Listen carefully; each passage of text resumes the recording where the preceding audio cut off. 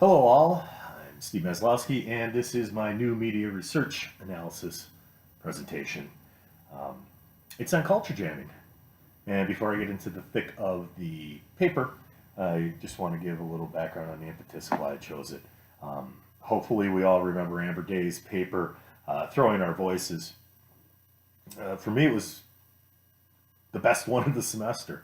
And if I remember correctly, Nathan, you even said something via email to the class saying, hey, the discussion was more lively. I really think it's just because it was such a great subject matter. And to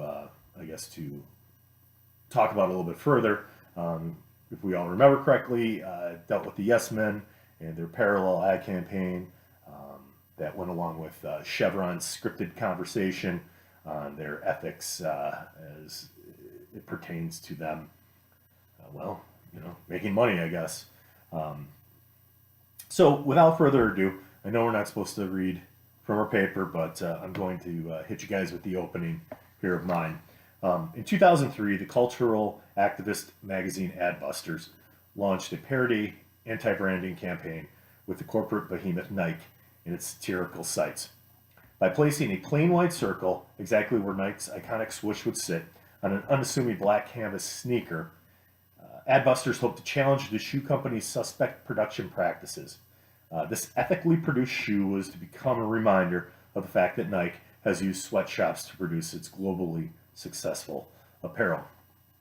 Um,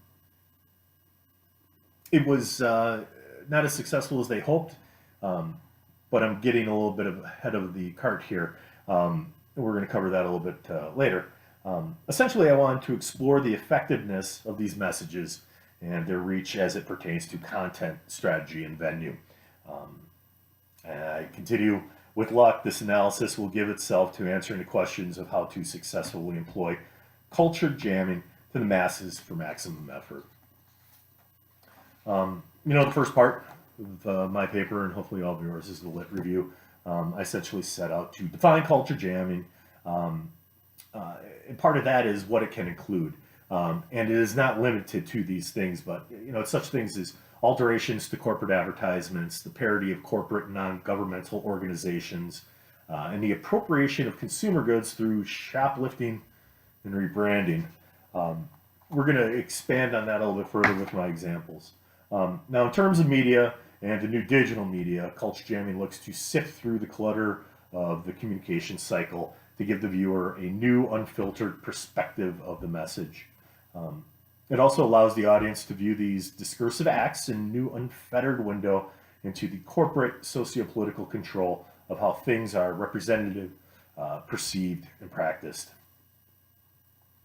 Um, Through the political spectrum, we can look at exactly who culture jamming is trying to subvert. Politicians are one, and for this, again, I'm reading, armed with branding techniques honed and perfected in the commercial marketplace, politicians and political parties have attempted to draw out dissident messages to better sell their own political policies.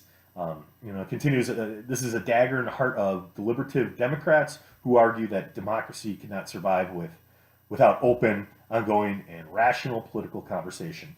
You can just as easily take that over to the corporate powers and what they're selling and how the media is in the pockets of both the politicians and the corporations. Um, as I did a little more research, there were terms like oppression and dissident messages and so on. It became quite serious, and the gravitas um, within the message of culture jamming also could affect exactly how well it's taken. I mean, are they really engaging the audience? Um, and we're going to take a look at that here in the analysis. Essentially, what I did is I used textual analysis and some hard numbers. Textual analysis occurs when scholars, such as myself, examine how we, as a society, make sense of the world around us, more specifically as related to our concerns. When we perform textual analysis on text, we make an educated guess at some of the most likely interpretations that might be made of that text. Um, Essentially, I want to see if it's an effective rhetorical stratagem. Um, Now, there are some detractors to all of this. Christine Harold, an associate professor at the University of Washington, said of cultural jamming, the strategy accomplishes little in addressing the rhetoric of modern marketing because parody and irony are the core motives of many successful mass marketing campaigns. I completely agree with that statement. Everybody is trying to be snarky and sardonic to sell their products, and is this a case of cultural jamming, swimming against the current, or flowing with the current? So we're going to take a look at, we're going to continue to look at the Adbusters example, and I have three other cultural jamming, I guess, pieces, phenomenons, and hopefully that'll give us some insight here. To get back to the Adbusters, as I said earlier, unfortunately, it seemed like it wasn't really embraced by the public. Part of their strategy was to actually sell these shoes. Pretty sure they were $95. But the thing is, after 3 years, they had only sold 20,000 pairs. Essentially, I think that they tried.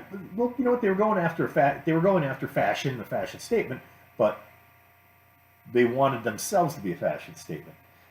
Essentially, here's a quote that I found on the Adbusters campaign. Would it not be considered more anti-capitalist to promote the recycling of shoes and deface the existing logos? Would a red marker suffice for that corporate ass-kicking finesse? Would it not be far less expensive and more practical to purchase a second-hand pair of shoes, perhaps replace the soles and or laces if needed, and extract the most possible use out of those shoes, which already exist in a never-ending vacuum of needless commodities? I believe this is a far more revolutionary idea if you really wanted to adopt an anti-capitalistic lifestyle. Again, I agree wholeheartedly. I really think that Adbusters suffered from a not really well thought out strategy. Second example here is the Yes Men. It's different than Amber Day's paper. Back in 1984, upwards of 35,000 people died, while another 550,000 suffered injuries from a toxic gas leak in Bhopal, India. Union Carbide was responsible for the gas leak, and I personally remember it being pretty big news back then.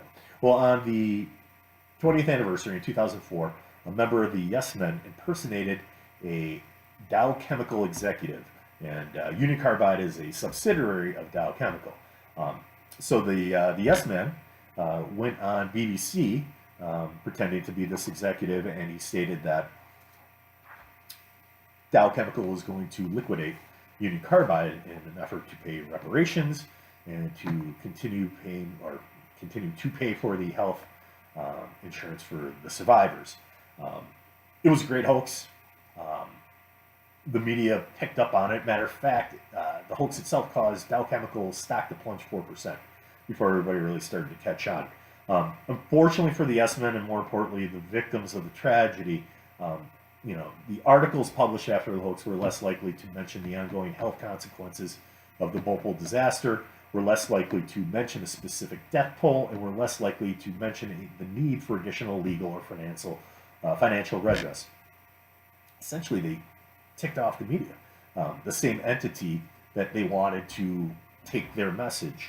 Out of spite or not, the media decided to ignore the subversive message in favor of one that aligns with their worldview, as in not getting punked and in their pocket. Again, this is just another example of somebody really not really thinking their strategy through, at least in my opinion. All right, so now the last two examples of culture jamming sort of go hand in hand. That's the Daily Show and the Colbert Report. I would think that most of us out there are familiar with at least one or the other. It's comedic, it's political, and they're television shows. Necessarily, I wouldn't have thought of this as being culture jamming because I was in the mindset that it's like a piece or a hoax. But the more research I did, there were plenty of papers on both of these guys in their shows. That's Jon Stewart and Stephen Colbert. I'm just going to give you a couple examples here of if the object for culture jamming is to get people to, like I said, buy shoes, um, let's take a look at two examples from the Colbert Report here. All right, so Colbert's fans are especially active online and frequently enter Colbert's name in online contests. In late 2006, for example, Stephen Colbert elicited the help of his nation, those are his fans, to win a bridge naming contest created by the Hungarian Ministry of Transportation. Colbert won the first round of voting with more than 17 million votes and was in line to have his name on a newly constructed bridge over the Danube River. 17 million. Great. Anybody can click, their mouse. So here's another example. The Colbert Nation also has gotten directly involved in the political process. In 2010, after conservative commentator Glenn Beck held a Restoring Honor rally on the National Mall, an online movement was generated that encouraged Colbert and Jon Stewart to hold a counter rally to respond to Beck.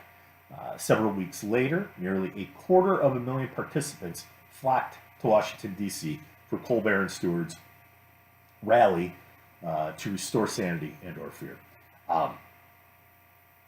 And that's just an immense amount of people. 250,000 compared to, showing up at a national mall, even on a lark, is, it's so significantly more than 20,000. And it's not to take away from Adbusters, because their message is on. It's just, this is giving us some insight into actually how to get an audience to follow that message. So, Adbusters and Yes Men subversive messages can be employed in a manner that I guess we'd say is not prototypical to the straightforward. And that in itself becomes a problem for the simple fact that they rely on the media to pick it up. And if the media doesn't want to, they're not going to. If you contrast that to the size of the audience that's already built into Comedy Central for the Colbert Report and The Daily Show, it's not hard to see how they could get 17 million people to vote online or 250,000 to show up in Washington, D.C. So essentially it comes down to the audience and why do they have that audience? Well, we already mentioned strategy, and the venue matters. But what it seems to me it comes down to is entertainment. You want people to notice you. The funny guy in the room, the funny lady in the room. People gravitate towards that. So, in closing, if a culture jam is to be widespread, it should be entertaining as well as thought-provoking. As to separate the two would be to sacrifice the breadth of the audience. And I finish with, it is within these facts that a true and successful culture jam can become more than just a subversive lark. It can become a movement. I'll open this up to questions, concerns. You guys have my email. So if you have anything for me, feel free to reach out. I think we have 11 and a half hours left in the semester. I look forward to reading them all. Thank you.